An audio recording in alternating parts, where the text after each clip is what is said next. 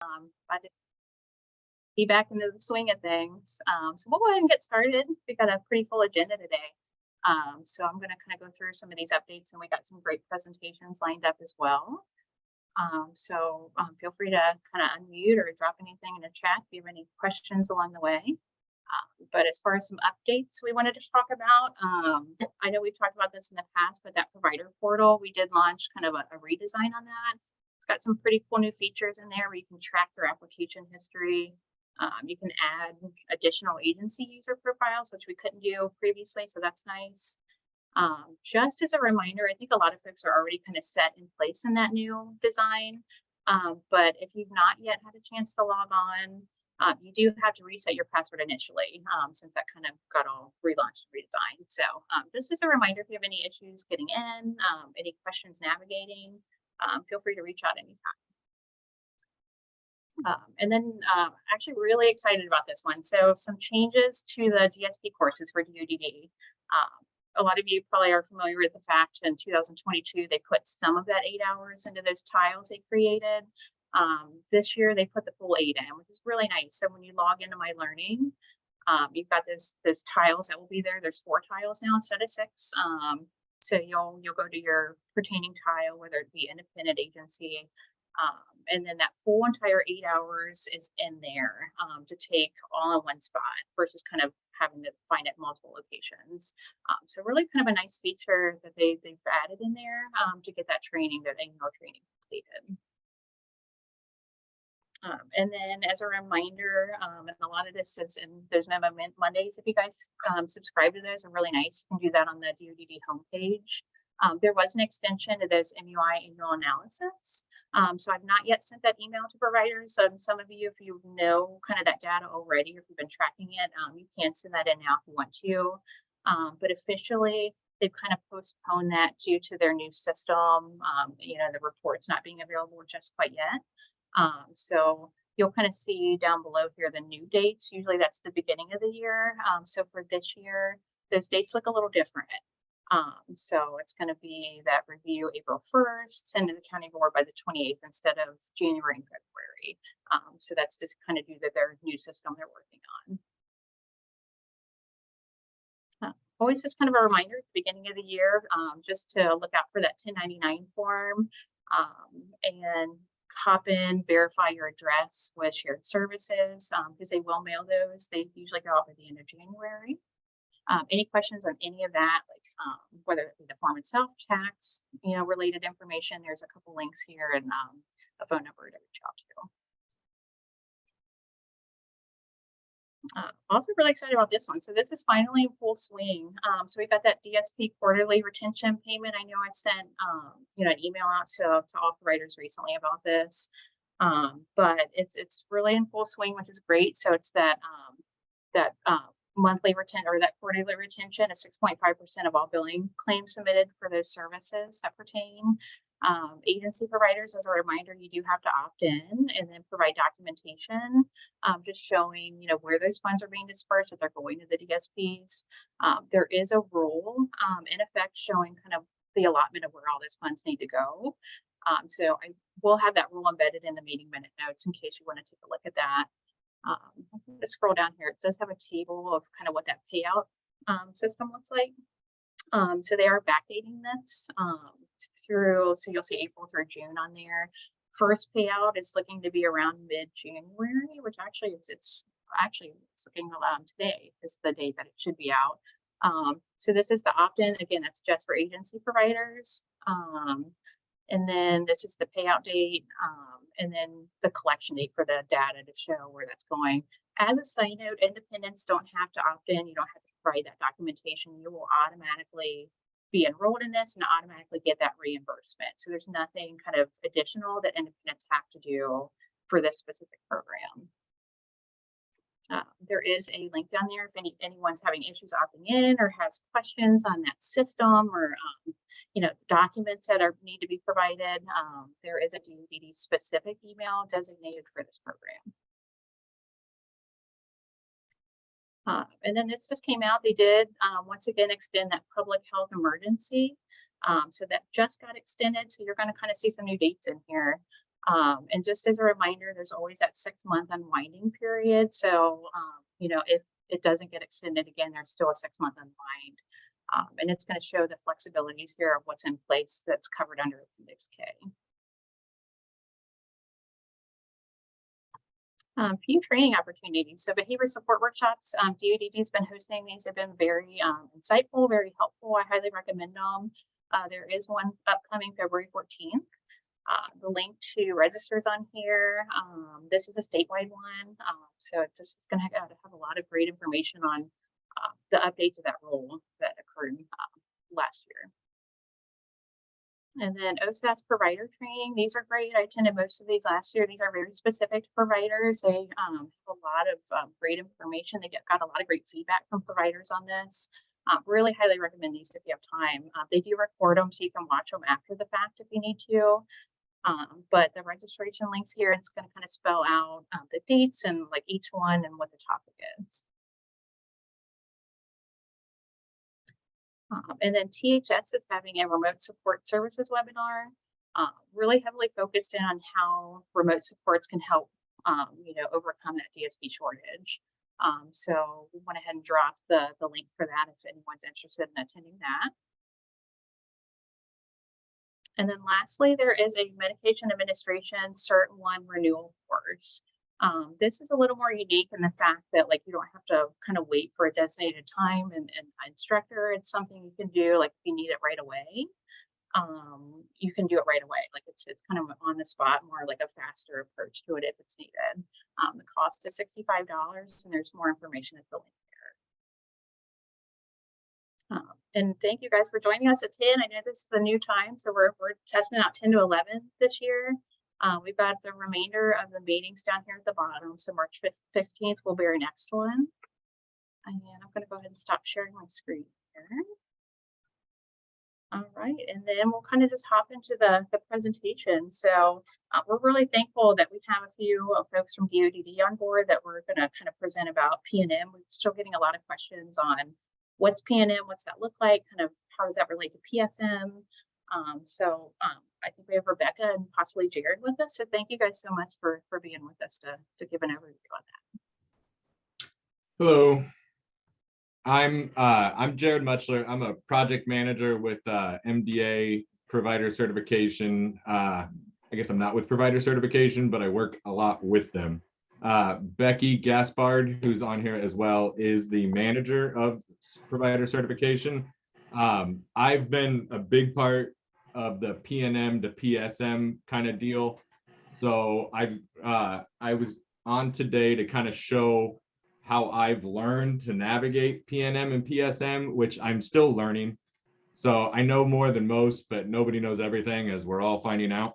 So I'll show you what I know. And then I figured a lot of it are going to be questions that hopefully I can answer for you guys. So I'm just going to briefly go from how to get from PNM to PSM, because ideally we made PSM stay the same. I realize that there are minor changes, but once you get to PSM, it should feel mostly like it did before. So I'm going to focus on what's been the biggest headache for us all, which is PNM to PSM. And I can kind of hit up questions there and other things. So I'm going to attempt to share my screen. Let's see if that works. All right, wait. So I want screen 3. All right. You guys can see my hodgepodge of Medicaid stuff? Yes? Not yet. Nope. I tried. Let me try again. I have to double click. Now can we see it? Yes, you're seeing the Medicaid things over here? Okay. So I did this because I realized we're recording it and I don't have the best testing people for, I have real people mixed in. So the bottom screen is what you will see when you log in, and I'll show it bigger. Let's do this way. So here's what you originally will see when you go to PNM. This is the new front door to PSM. So this is how, if you're going to go to PSM, you can't go directly through DoDD's website. We do have the one, if you go to our website, we have the one link, but it's also one that I don't know how long. Well, we have the slide currently. I forget, it's moving down the list. of this one that will take you there, but I don't know how long that'll live there. The other idea is that I'm already going off the rails. This is why I should write things down. But the other idea is if you go to this ohoid.ohio.gov, this is the place where ideally everybody should go first. If they're going to DODD or PNM, this is actually where you should log in. If you put your information in here, then it'll take you, mine's going to look different because I'm logging in as an employee, but it'll take you to this similar page. And then if you go to App Store up here, you'll find the PNM app. It's right here where you can request access. They give it to you immediately. And then it will show up then in your My Apps. You just request access to the group, you agree. And the advantage of this is basically how the state's been running things is we at DODD, you've been coming to us and we've kind of been we've been taking you to here to log in. And then you log in and that takes you then directly back to us. Well, the idea is that now some of the problems we've been having is if you log in with us and then you go log in with PNM, it's taking you to the same kind of middleman. Whereas if you just cut out the middleman, go directly from there, then you come back to My Apps, or when you log in here, you'll have My DODD and PNM, and the other one is the Ohio Pays or Ohio Buys is also in here. And they can go to all three websites off of one website, so you don't have to keep linking everything. It's just go to the OHID, and then that'll take you to what we all are learning is PNM. So kind of back on board with where we are. Well, this is going to log me in.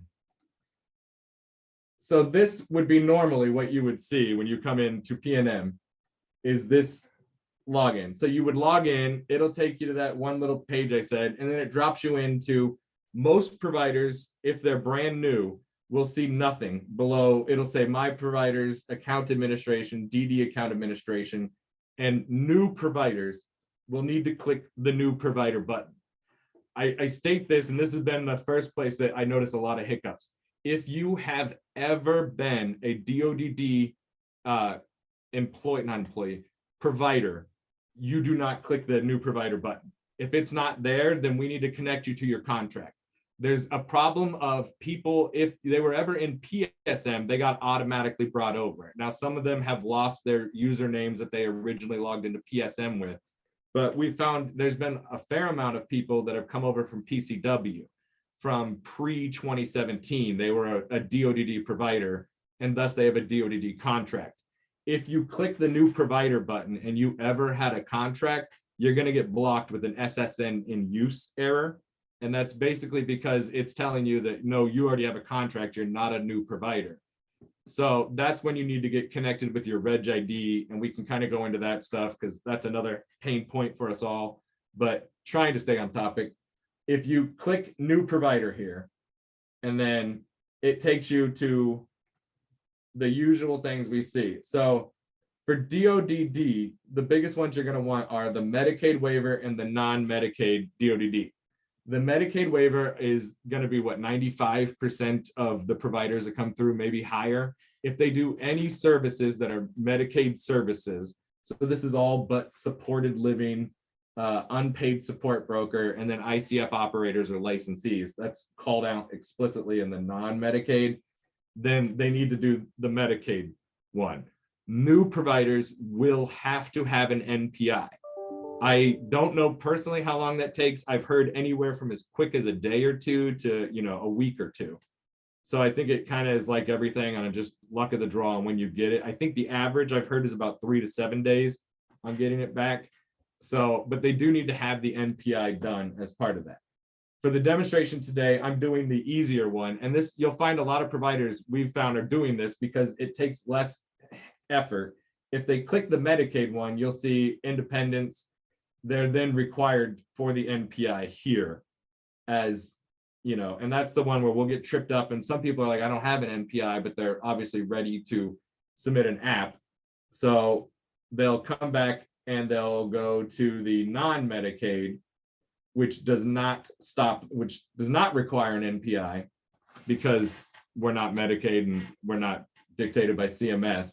So that's one where they'll usually end up choosing supported living because it sounds close to, you know, a service they want to provide, and they'll end up in that way.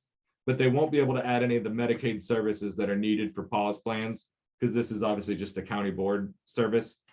So I'm going to use this because everything else is the same, but I don't need to have an NPI. So with that exception, I'm going to type in just test guy. And then let's see.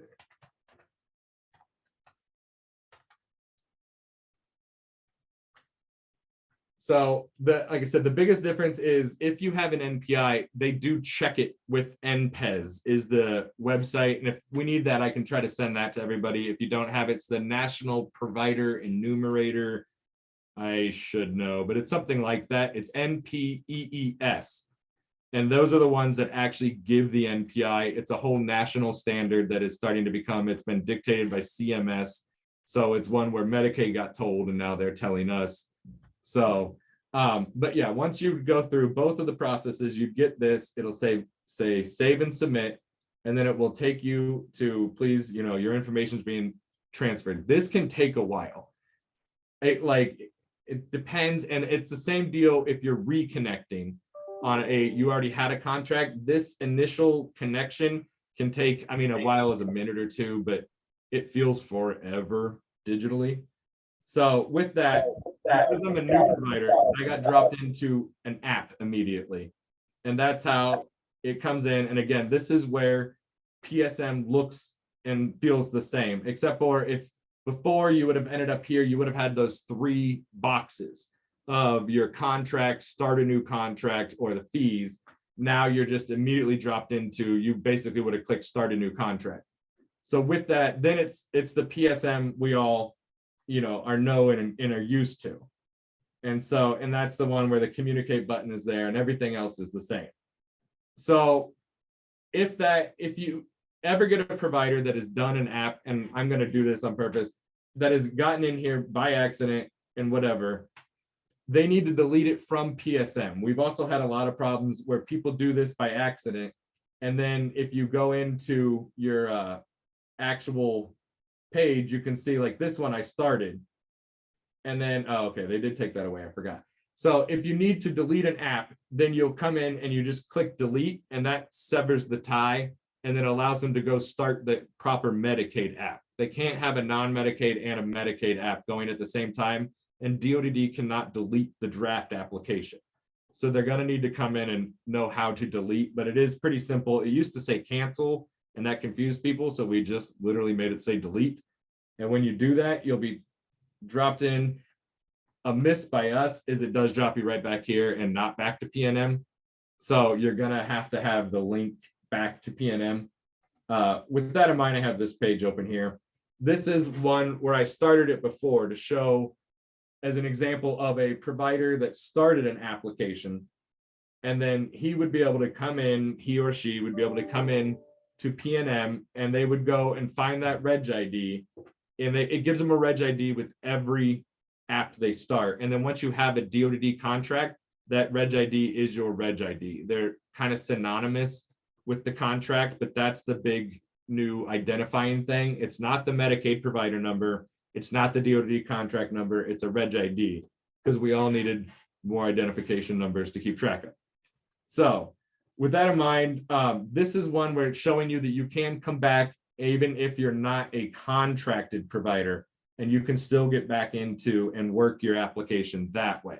So if you get halfway through your app, you don't have everything, they can hit save and continue, or save and cancel, or save and exit, sorry. And that will get them to back out of the app. It saves all their progress. And then they would just come here and click the continue DOTD registration, which will take them back to DOTD. And with that, the other one we have is if we go down to here, I have one who is a contractor. This is a licensee, so again, non-Medicaid, but this is a licensed provider, and you can see that they have the DOTD contract number. Medicaid providers, which are most, will have this revalidation due date up here. Part of the new deal with PNM, and one of the bright spots of it, is we got Medicaid to agree that every time you renew with us, you restart the clock on your 5-year revalidation.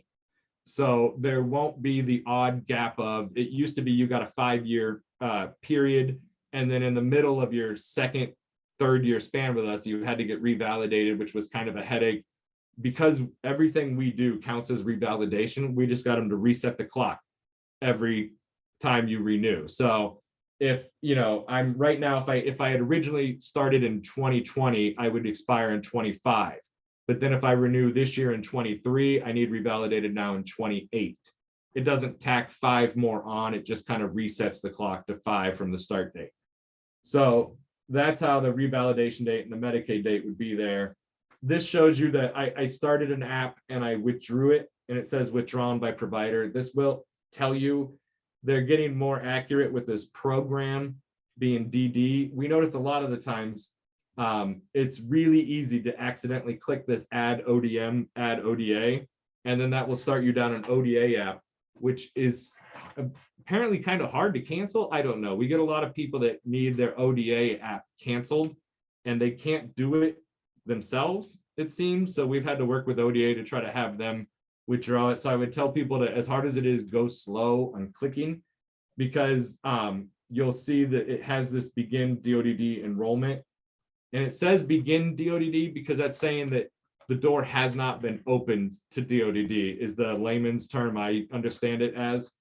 Once you go through and you have started this, now as a contract, you see I'm not in an application. I'm here into my contract. And the contract, like I said, it's the PSM we kind of all know and are used to seeing with, it's split up slightly differently. There's development applications and demographic. I only have development applications because I have a licensee, which a licensee and an operator are RCFs in some waiver homes. So it's not something you'll see as often, but that's why they won't see facility. But the development apps will be where they have their ad services or renew, or the typical ones we'd seen that way.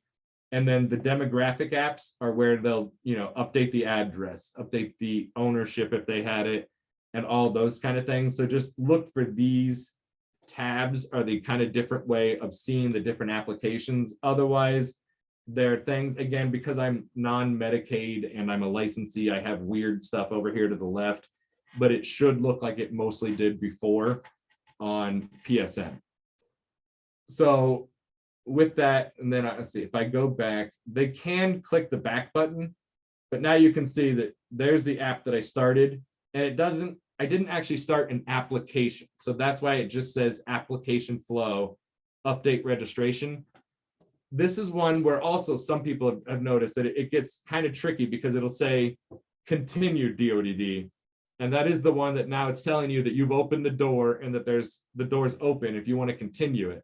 If you need to do business with Medicaid or ODA, you have to close the door by hitting cancel update, because with that, you can only be doing business with one agency at a time. So an example of if you need to change your address, you'll need to change it with Medicaid, with us, and with Ohio Pays. And so while you're changing it with us, you may be like, oh, I want to go change it with Medicaid. You won't be able to, because we're going. So that is one where once you hit this cancel update, it closes the door, and you won't have cancel update if you've actually started an application, because that's one where you have to go to PSM to hit delete. We were allowing that early, and that was where we got into some problems of people were doing things. So, okay, now with that, this is my other one. So I guess with that, I think I've got most of my connection stuff. I think I'd probably open it up for questions before I go too deep into the weeds. It'll probably be easier just to take questions and answers that way. And let's see if I can figure out how to find the chat while I'm in here, or if somebody wants to read it off to me, I can try. Nope. I'm not saying how to see the chat if there is one. Yep, I have access to that. I don't see anything yet, but if anyone has any questions on like recertifying, updating contact information, like that transition, the system, anything at all, feel free to unmute or drop in the chat. the other thing I'll show is, let's see, we're back. You can see my incognito screen, correct? Yes. Yes. Okay. So with that, the big one, the most helpful tip is there's this learning thing here. Ooh, this is really small. At the top, you don't need to be logged into Medicaid at all. But if you go into the learning tab of Medicaid, they have all of these things that are actually fairly helpful. Some of them you got to kind of tweak to how you need it, but it's really good for like a new provider application, a DODD new provider. It will explain that there's that new provider question mark, and then explaining about the two. And it basically goes everything that I went over, but in a nice PDF without my rambling. And that, like I said, that one's helpful. It's kind of confusing on an existing provider. They haven't done the best job of giving apps out for that. This is my other one I need to talk about that I forget. When you create an OHID for the first time, providers, it's very like not, it doesn't seem right that you would choose this option of CEO certified DODD, and you have to choose CEO certified, or that new provider button will not be there.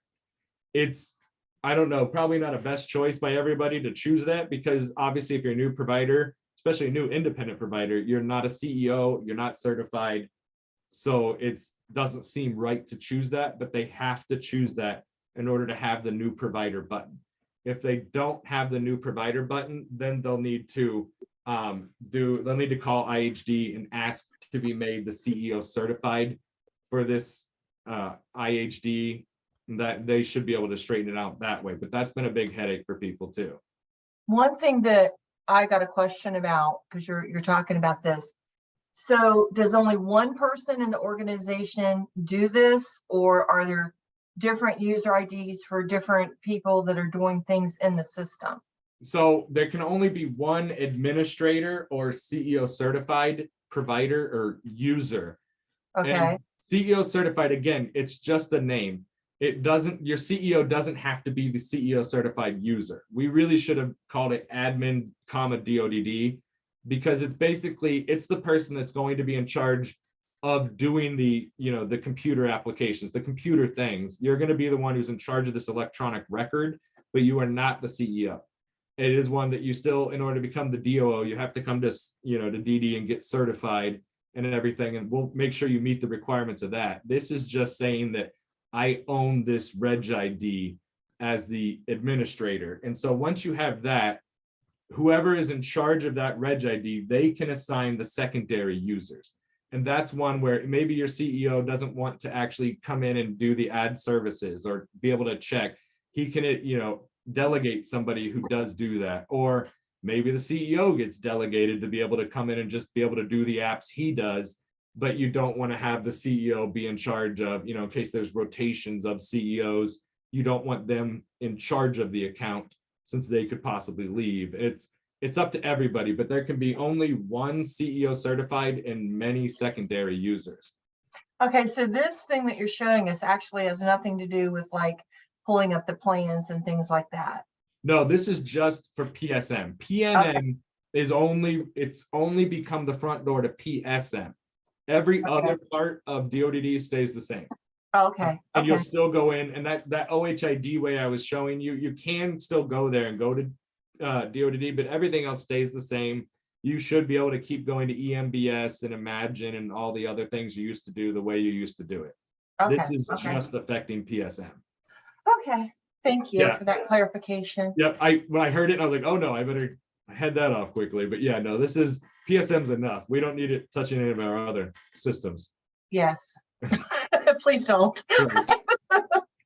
Jared, can I piggyback off our question just to clarify a little bit? Yep. So let me just make sure I'm understanding. Does our CEO need to initially go in the first time and assign those users? Because I'm in, but I'm not assigned. My provider's not showing up. So I'm assuming she needs to do that for me. So yes, and again, it's the primary account. The job title doesn't matter, but whoever the primary account user, whoever was able to log into PSM before, is now, that got brought over as the admin. I like saying admin, even though it's CEO certified. but they got brought over as the CEO certified of that account. So if you're in, you don't see the new provider question mark button, she should be able to add you, which there's actually a way that they go into that, although they don't make it easy. Because I found that I one. know how to do it. I Okay. already get that screen with myself. It just won't let me do anything. So I just need, Yeah. Then yeah, she should be able to add you. If there's in here, there's a way, good Lord, it's a nice way of showing you how to add people. Oh, it's agent assignments. So if she's in, then she would just go here and click the account administration button up there. yeah, I have all those buttons. That's the weird part.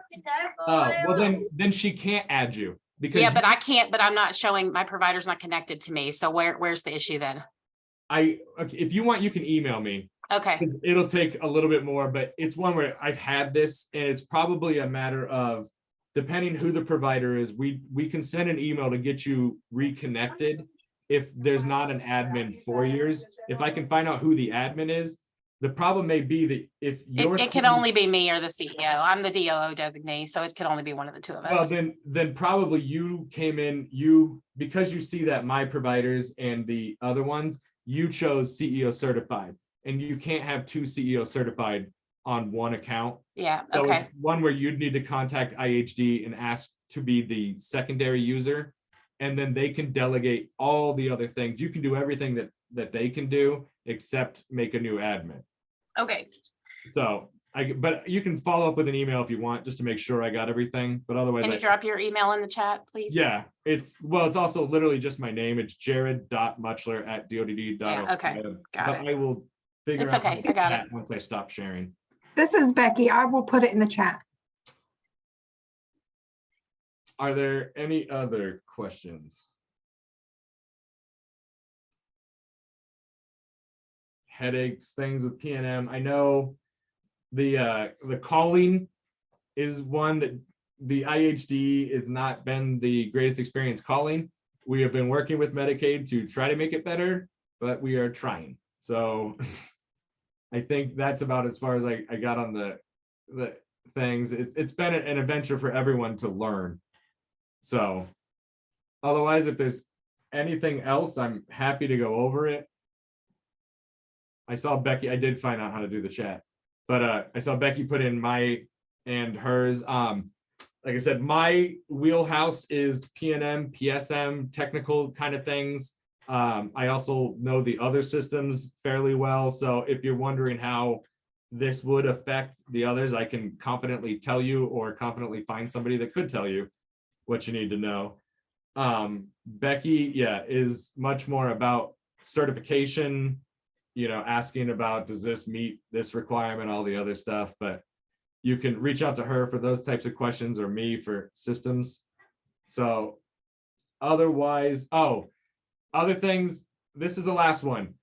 I don't know how much this will affect you. I saw Ohio Rise here. We are finding out some provider types that Medicaid has, they're like behavioral health providers.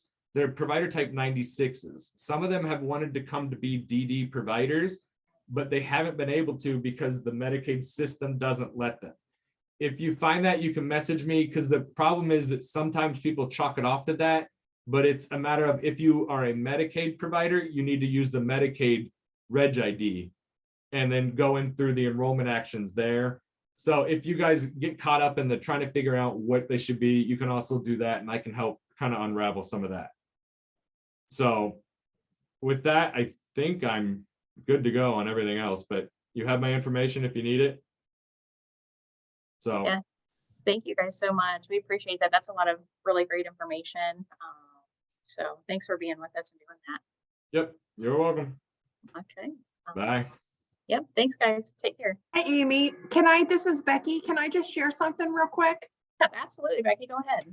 So I'm in certification, as Jared shared, and I just wanted to let you know that if you come across a provider who's had systems issues and it's getting close to their revalidation or their renewal, just shoot me an email and I can do what I can to work with you guys to extend their certification so we can get this taken care of. I don't want anybody to expire or be stressed with their certification because of PNM issues. So it's just as simple as shoot me an email and let me know, and I'll check out and do what I can do to help them out. Yeah, that's great. Thank you so much. And yeah, Thank you. providers, if you want to reach out to me, and I'm happy to kind of help facilitate that email to Becky. So thank you. Have a great day. You too. Thanks. All right. Up next, I've gotten a few questions from providers about like how they know what kind of activities are going on in the community. So we thought it'd be a great time to have Jenny Mann on from our community team to talk about the newsletter and that type of thing. So Jenny, whenever you're ready.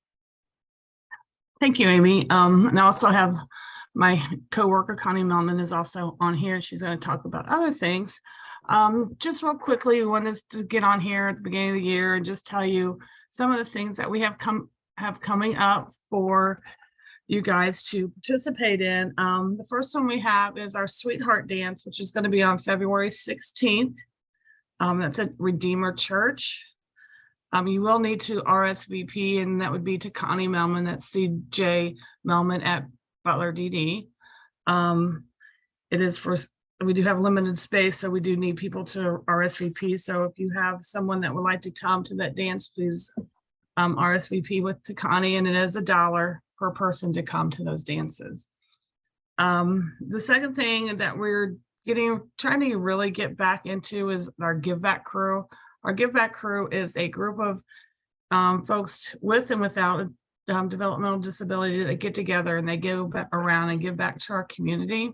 I do have that first date for this year. It's all the way in May, but you know, May could be, it's just right around the corner. It's May 18th. And what we're going to do is we're going to the Riverside Center in Middletown, and we're going to plant flowers in their flower pots around the Riverwalk down there. We've done that a couple years. It's really fun.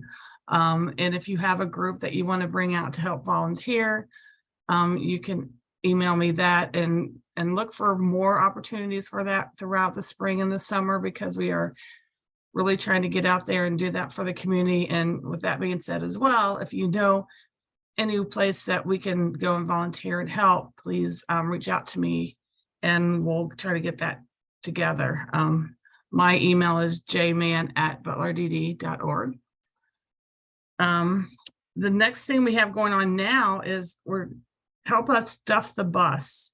We are working and partnering with May We Help, which is an organization down in Cincinnati, where they take equipment and then they either fix it and give it to someone who needs it, or they adapt it to something to make it something different.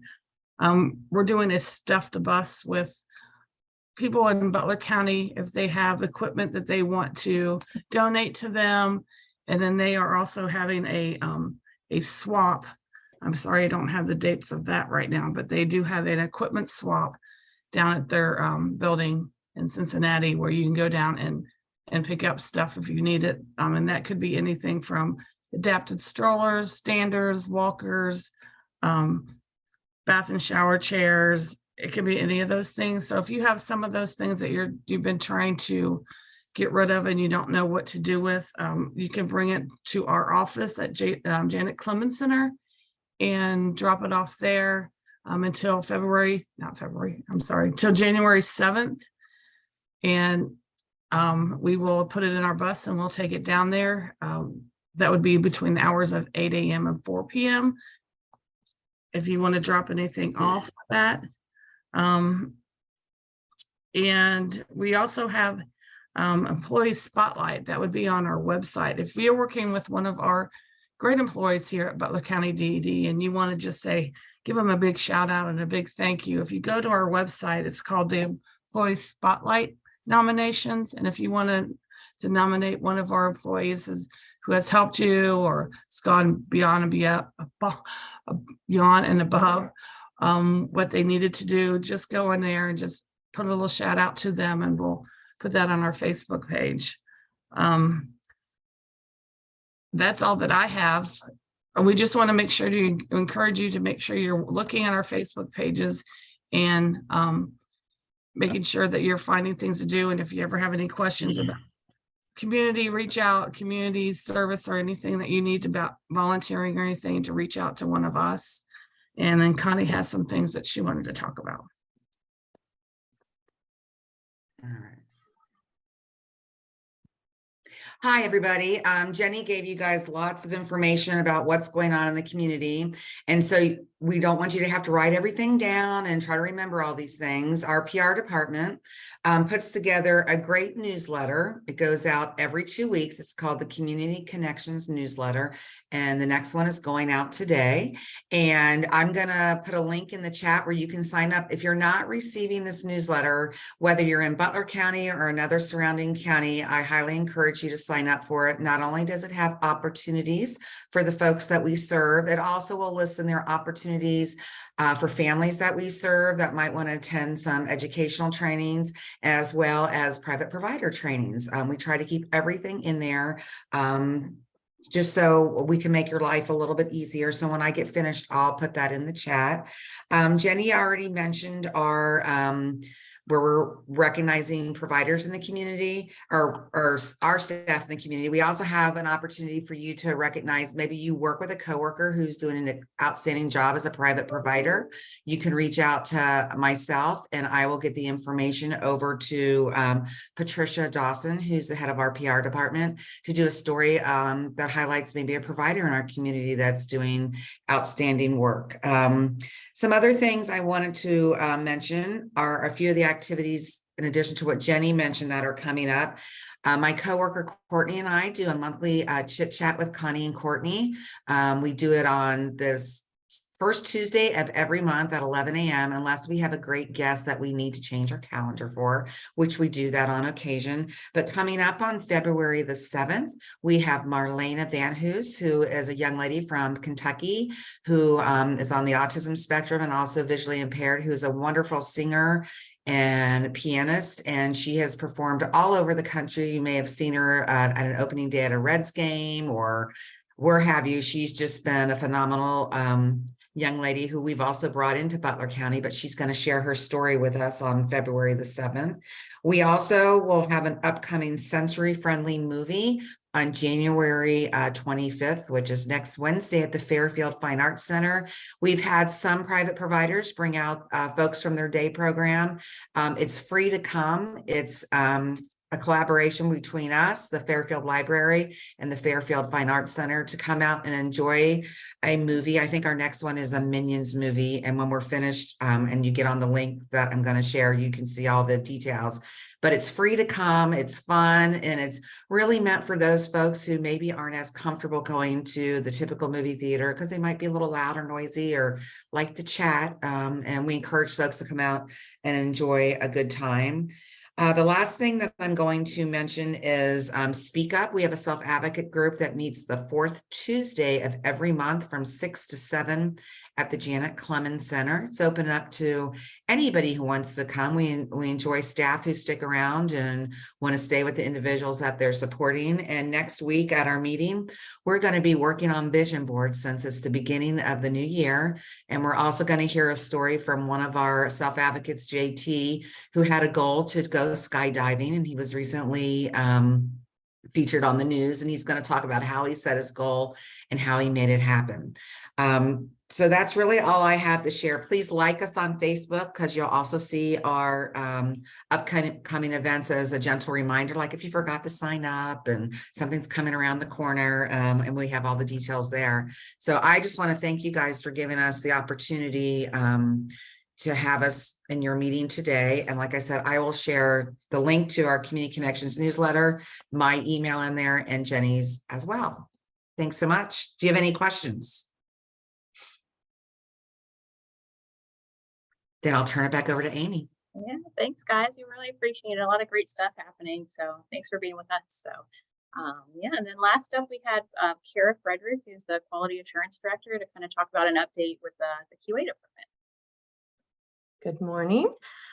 Two things, just really quick. I know we've seen a spike in COVID cases, so we still at our agency have a good amount of COVID tests. So if your agency or family or staff are experiencing COVID symptoms and you want to swing by and pick up COVID tests, we still have plenty. Or if you have somebody that you just want to reach out to Amy and send somebody over, we can send COVID tests back with them. The other thing is that we want to welcome Kathy Borders to our team, our QA team. So she's an additional provider support for you guys. You'll see her name and contact information going out along with Amy. So it's just an additional support for providers. And you'll see that her contact information will go out in the meeting minutes today or tomorrow. So she's been an employee, Kathy, for how long? I'm going to put you on the spot. She's coming from a different department, so she's transferring over to our department, but she's been an employee of Butler County for a couple of years. Sorry, go ahead. Yeah, so yeah, I've been in a different position for a little over 5 years. So I'm excited to be here and learning a lot of great things from Miss Amy. So you'll be seeing more of me in the coming months. Thank you. And that's all I have. Back to Amy. Really excited to have Kathy with us. But yeah, does anyone have any kind of last minute questions, or if you do, if you want to email, call me later after the meeting, that's fine too. But that's kind of everything we did on the agenda today. I will go ahead and just say thanks again once more, obviously, for every single thing that you guys do. We appreciate you more than you know, and all the great work that you do. So thank you. And hopefully you can join us for our next meeting. Again, that was March 15th. So thank you, everyone. Enjoy the rest of your day.